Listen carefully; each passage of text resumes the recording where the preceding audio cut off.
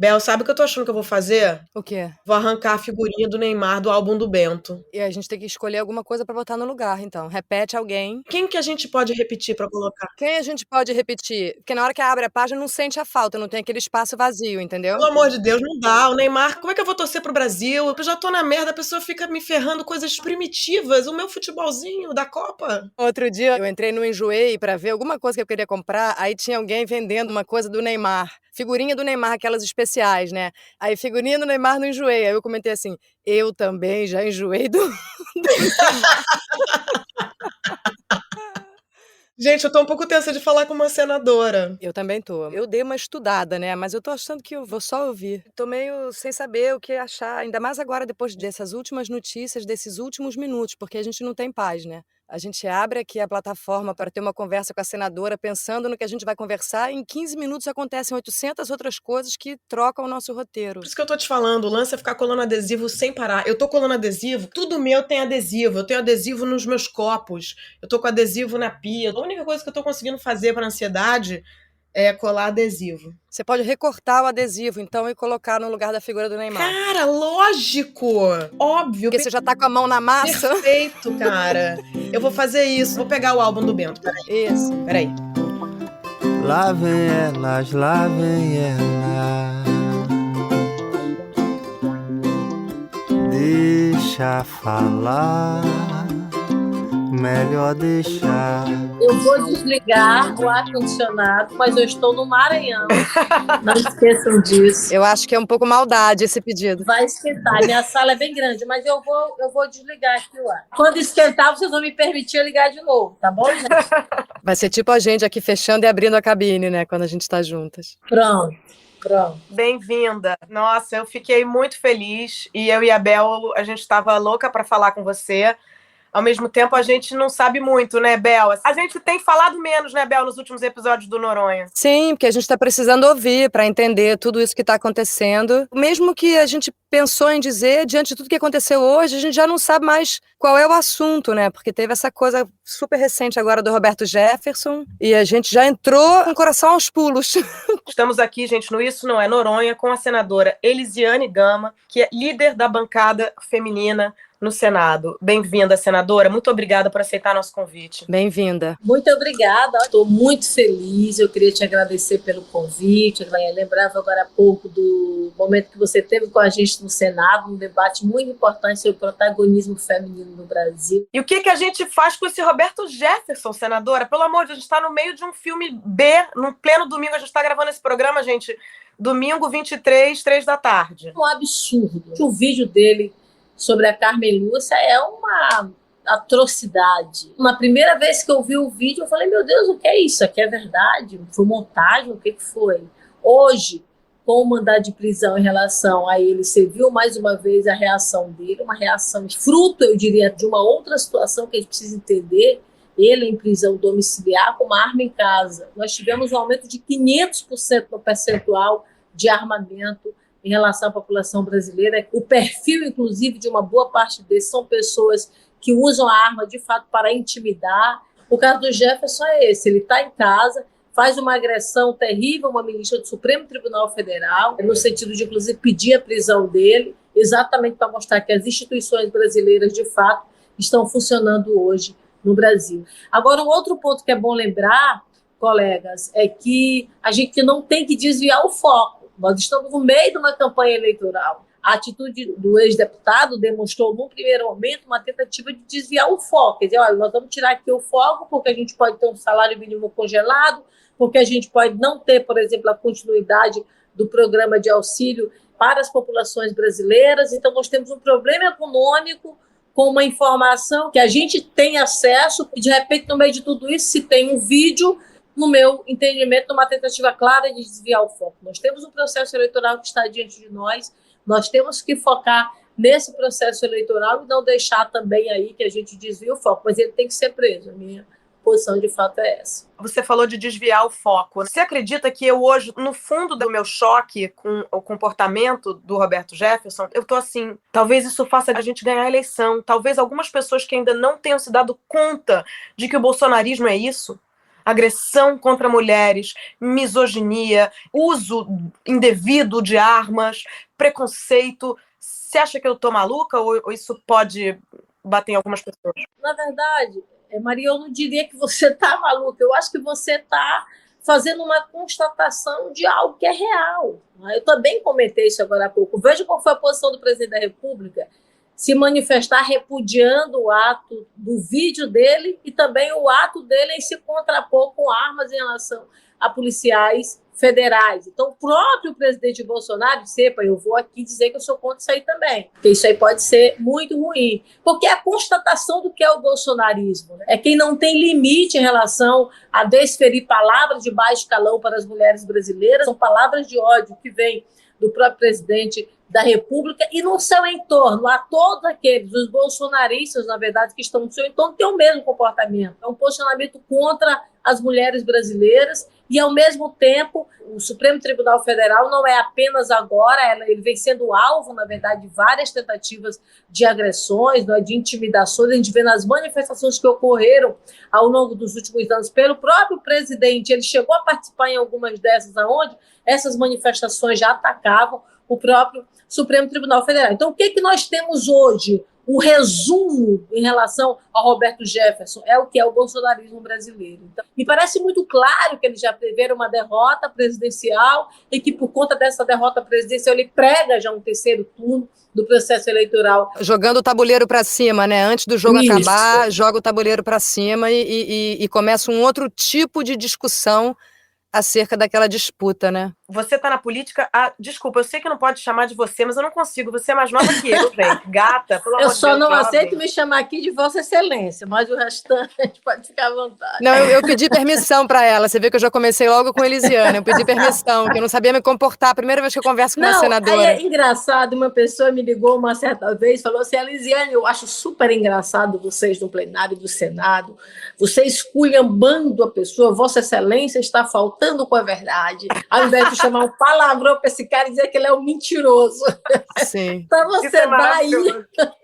O que eu queria saber de Vossa Excelência, senadora gata Elisiane Gama, você fez jornalismo, você é radialista, você está aqui fazendo um podcast num lugar onde você tem muita intimidade, né? Você fala muito bem, você já foi deputado estadual, deputado federal, teve uma votação expressiva como senadora, teve um protagonismo junto com a Simone Tebet, Randolph, tá? Mas como é ser mulher na política? Fui eleita deputada estadual, fui a menos votada na primeira eleição, depois eu fui numa segunda com 3 vezes quase a votação da primeira, depois eu fui eleita deputada federal, fui a mais votada do Maranhão e a única mulher, e fui eleita senadora. Eu sempre digo, eu sou a única mulher maranhense que vem efetivamente do povo para ser senadora. Nasci numa casa de taipa, nasci num ambiente extremamente inóspito. Eu sempre digo que eu sou uma sobrevivente, eu poderia ter morrido ali de uma dor de barriga sem saber qual era o problema, porque a estrutura de saúde onde eu nasci era uma estrutura absolutamente deficitária. Juntando, por exemplo, uma questão econômica que eu estou inserida com o fato de eu ser mulher, não há dúvida nenhuma que é uma caminhada muito árdua, é muito marcada pelo preconceito, é muito marcada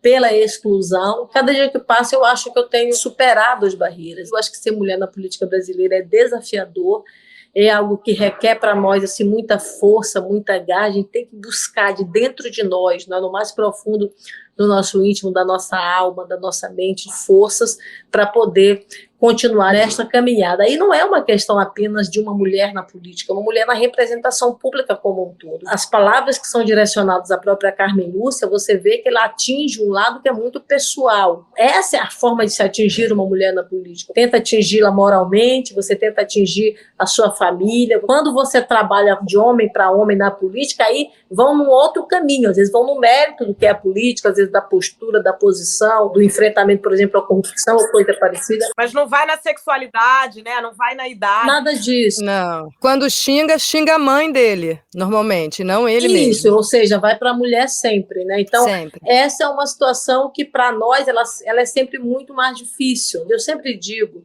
que nós mulheres que chegamos a uma determinada posição política brasileira, a gente tem uma responsabilidade que é com a nossa própria geração, né? A gente não pode falhar sob pena de outras mulheres perderem o estímulo e também não chegarem lá. A gente tem, às vezes, que dar um grito. Eu lembro que uma vez eu estava no Senado Federal e eu pedia falar uma vez, não me deram, 2 vezes, não me deram. A terceira vez me deu vontade de pegar o microfone e dar um grito. Eu peguei e fui lá na mesa, na presidência, e falei, olha, quer dizer uma coisa para você, eu quero a palavra agora, porque eu não quero gritar naquele microfone. É por isso que muitos, às vezes, dizem, a mulher é histérica, porque ela tem que gritar, às vezes, para poder ser ouvida. Isso está no último discurso da Marielle, dela falando Isso. que nos discursos dela os homens continuavam conversando. As mulheres, elas são mais interrompidas do que os homens. Se um homem erra, é porque ele foi incompetente. Se a mulher erra, é porque as mulheres são incompetentes. Estou colocando tudo isso entre aspas.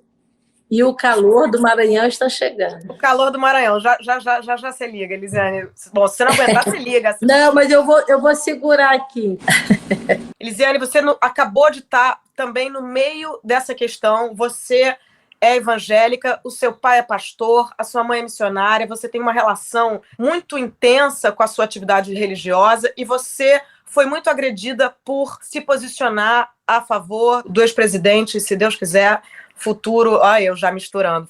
Já errei aí na pergunta. Não, é profético. Já que você está falando de Bíblia, é profético, então, o que você está falando. Né? Mas eu achei lindo, eu vi uma entrevista sua para o UOL falando que para você era pecado usar a religião como um instrumento de barganha política. Queria que você comentasse um pouco sobre isso e sobre como a gente tem uma tendência a talvez não enxergar a diversidade das igrejas evangélicas no Brasil. Estou falando assim, eu sou muito ignorante, então queria muito te ouvir nesse sentido. Eu sou parlamentar há 16 anos e, portanto, você soma quantas sessões em 16 anos. E você vai ver ali 2 ou 3 manifestações minhas ao longo desses 16 anos, no máximo, eu acho, nem sei se tem isso tudo, fazendo referência a essa questão mais religiosa ou coisa parecida. Nunca fiz isso, nunca usei isso, porque para mim usar o nome de Deus em vão é um pecado muito grande. Acho que você não pode fazer isso. Na sua vida parlamentar, você tem que trabalhar para o Brasil, você tem que trabalhar para todos, você tem que trabalhar para quem tem e para quem não tem fé. O amor de Jesus e o evangelho de Jesus é que me faz ser assim. Eles dizem, mas você é evangélica, então por que você não usa a tribuna para fazer o evangelho? Porque o evangelho que eu sigo me diz que na tribuna do Congresso Nacional é um espaço para eu conversar com todos, quem tem, quem não tem fé, e fazer de fato a diferença do que é de Deus e do que é de César, quando Jesus disse, dá a César o que é de César e a Deus o que é de Deus, né? Então, assim, essa divisão que hoje é institucionalizada no Brasil através da nossa Constituição Federal, estabelecendo um Estado laico, é que me faz, na verdade, ser esta pessoa.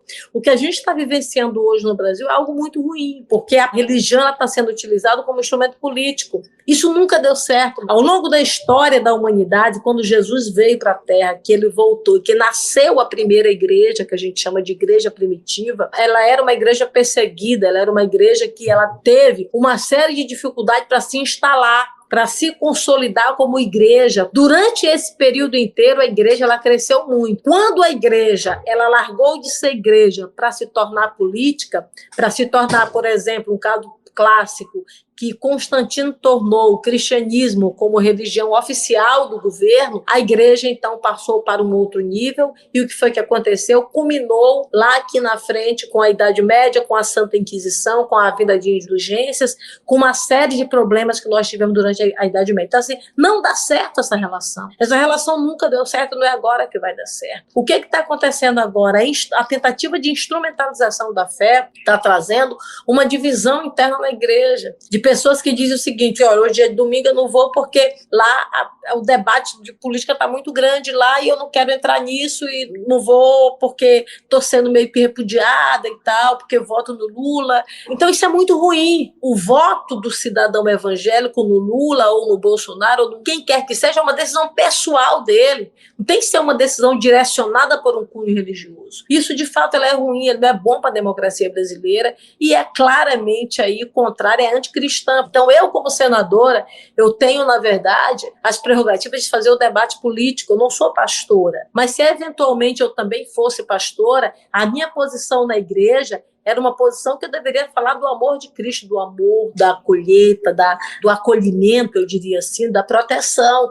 Se o meu voto no Lula, por exemplo, não tem que ser um instrumento para ir para a igreja e impor as pessoas a votarem no Lula, não é assim.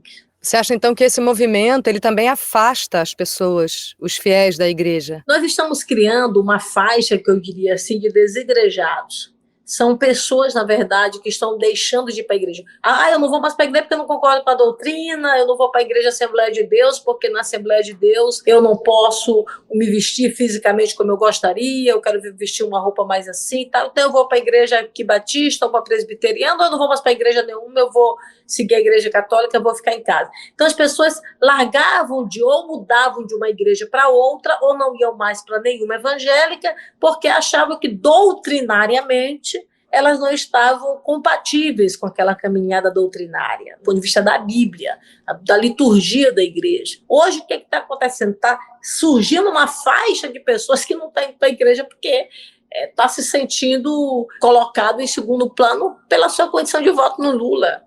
Veja como a coisa tá. Eu acho que o Bolsonaro perde a eleição exatamente por isso, sabe? Porque a Bíblia diz que Deus não divide a sua honra, né? Então, assim, o amor de Deus, a adoração, ela é a Deus. Na Bíblia a gente fala da idolatria, quando a gente brinca com alguém, olha, eu não tenho ídolo, né? Às vezes até no meu artista falar, fulano é meu ídolo e tal. Porque essa coisa da idolatria, ela é algo que a gente bate muito por conta da posição maior que a posição divina. Então, o Bolsonaro, em algumas situações, está sendo idolatrado por algumas dessas pessoas que dizem, olha, porque ele é muito bom, porque ele pega uma Bíblia, porque ele vai para a igreja e não consegue ver que de manhã ele está agredindo mulheres, que de manhã ele está armando, que de manhã ele está ampliando, por exemplo, a presença de armas nas famílias brasileiras, né? Que durante uma pandemia ele fez chacota de que ele estava morrendo, de que ele deveria mandar oxigênio e ele não mandou. Quer dizer, tem uma série de elementos que são muito claros de que ele está muito, mas eu diria muito, eu não diria nem só muito distante, eu diria que ele é a contramão, infelizmente, do que é o Evangelho de Cristo na sua essência, na sua forma de pensar, na sua forma de agir. Eu, por exemplo, sou católica não praticante. Costumo não me preocupar, assim, não perceber como a fé das pessoas, ela é importante. Aqui no Rio de Janeiro, a gente tem uma tendência, ou pelo menos entre os artistas, a gente vê muito cinema virando igreja, e ao mesmo tempo você vai nas comunidades e as igrejas são os lugares onde há algum acolhimento na ausência do Estado. Está meio confusa a minha pergunta, até para mim mesma. Mas eu fico me perguntando se isso não é um preconceito meu. Você entende? Eu tenho às vezes, um pouco de preconceito. Não, claro, mas eu compreendi, porque eu acho que você traz o grande debate, que é o debate do preconceito em relação ao segmento evangélico brasileiro. É um fato. Conversei isso, inclusive, com vários colegas do campo progressista brasileiro e falei para eles isso. Nós, aí eu me incluo, nós da esquerda brasileira, nós do campo progressista brasileira, não conseguimos, do ponto de vista da comunicação certa com o segmento evangélico. Hoje, nós temos o quê? 70, 80 milhões de brasileiros evangélicos. De brasileiros evangélicos que são um grupo diferenciado do ponto de vista da sua conduta. São pessoas que comem diferente porque não bebem, são pessoas que se vestem diferente, são pessoas que agem diferente. Nós temos de 70 a 80 milhões de brasileiros que são evangélicos. E esses evangélicos, eles estão nessa faixa que às vezes o poder público não dá o olhar na plenitude do que ele representa. O que na verdade o bolsonarismo fez aí, precisamente o Bolsonaro? Ele pôs luz sobre um olhar, ele pegou esse segmento, eu vou olhar para este segmento. Só que o Bolsonaro, ele faz isso de uma forma absolutamente superficial e com um olhar totalmente eleitoreiro. Ele está olhando 80 milhões de brasileiros, que são aí o quê? 40, 50 milhões de votos, e que ele vai se aproximar deste segmento, porque a prática dele, de como segue as pessoas que são deste segmento, não é a mesma prática, porque a prática dele com armas a gente sabe como é, com o olhar da mulher a gente sabe como é, ou seja, com o perdão a gente sabe como é, porque ele defende a tortura, a igreja defende o perdão, a Bíblia, o que a gente vê lá no Novo Testamento? Se alguém lhe deu uma bofetada na esquerda, oferece a direita. Então, você vê que o Evangelho de Cristo é um evangelho de perdão, é de ressocialização. Quando Jesus ele fala, por exemplo, do Evangelho, ele faz referência à presença dele nas prisões. Tipo assim, olha, eu tive na prisão e foste me ver. Ele se coloca na situação do preso, da pessoa que é excluída da sociedade. Ele tem uma coisa de inclusão muito forte, né? Muito forte. Assim, ele está na presença dos excluídos. É muito difícil você olhar alguém que cometeu um crime e você dizer que você vai acolher essa pessoa. Como você vê muita gente dizer, eu sou um ex-detento, então não consigo ter emprego e tal. É verdade mesmo, ele não consegue ter emprego, porque não há uma crença na transformação de uma pessoa. Estou dando um exemplo específico da passagem de Cristo, né? Então, esse é um segmento de fato muito grande, que às vezes ele acaba sendo rechaçado e colocado pela posição de algumas das pessoas. Eles dizem, mas não tem pastores que usam o nome da...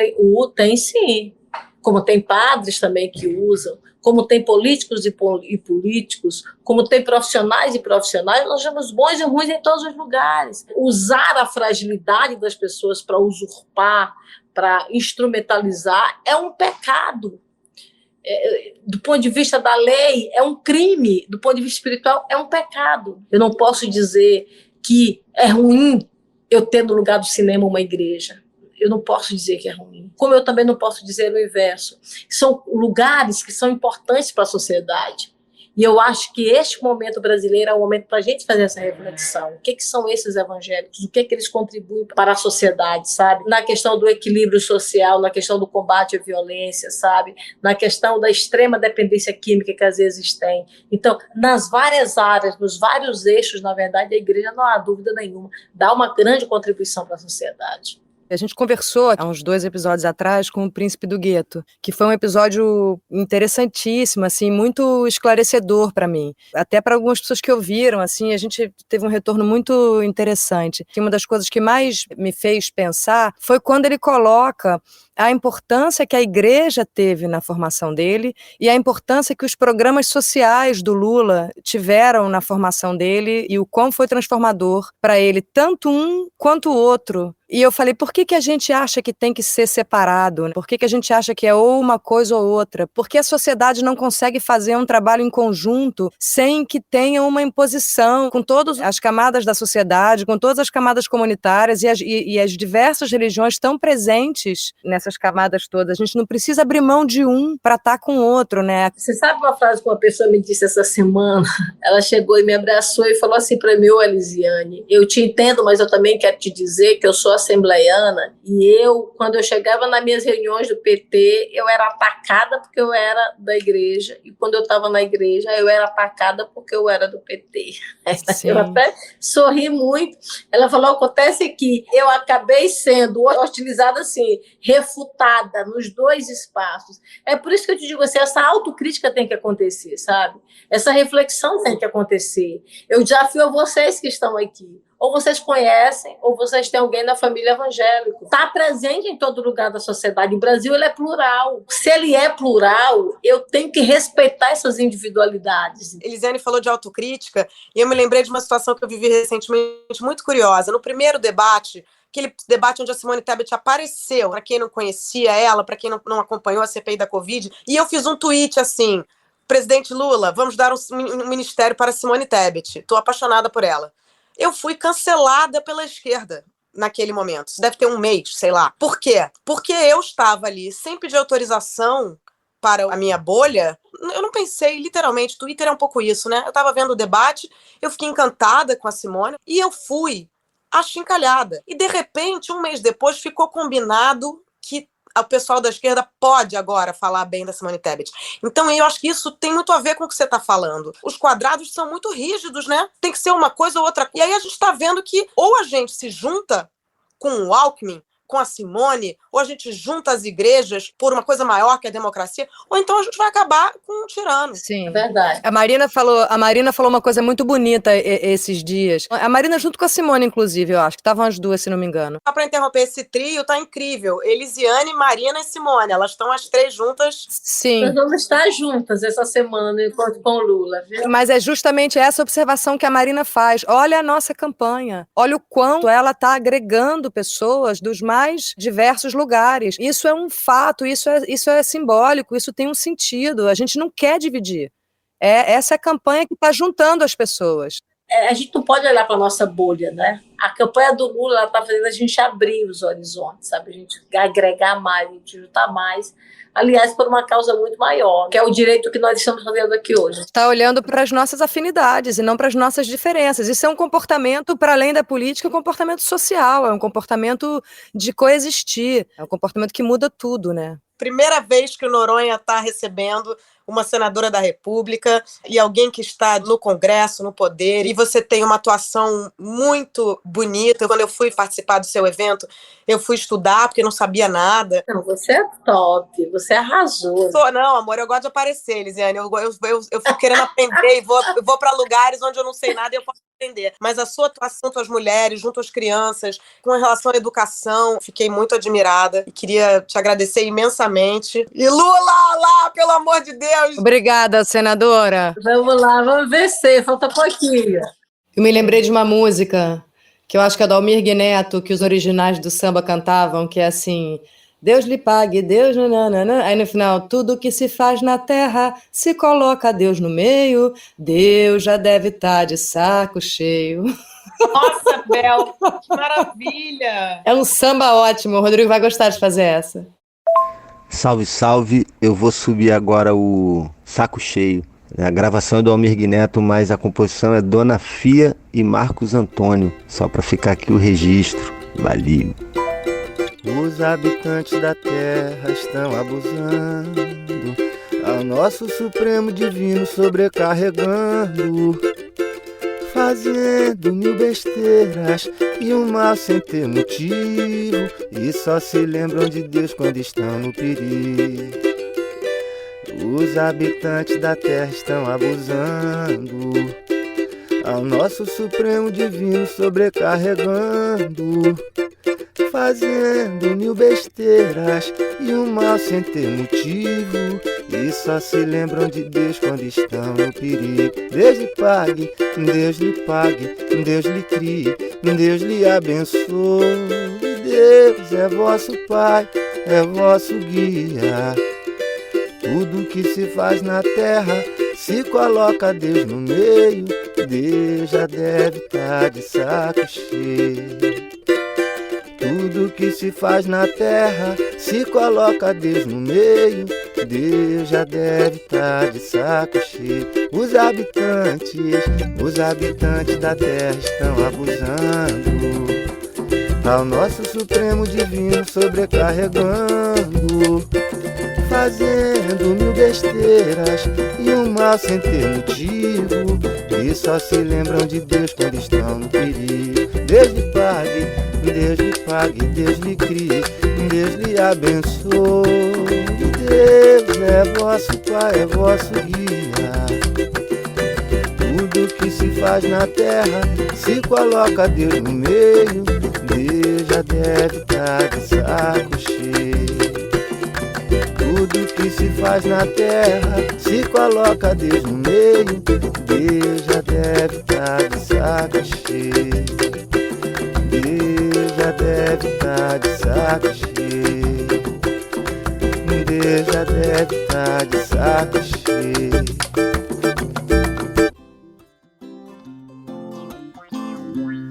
Isso não é Noronha,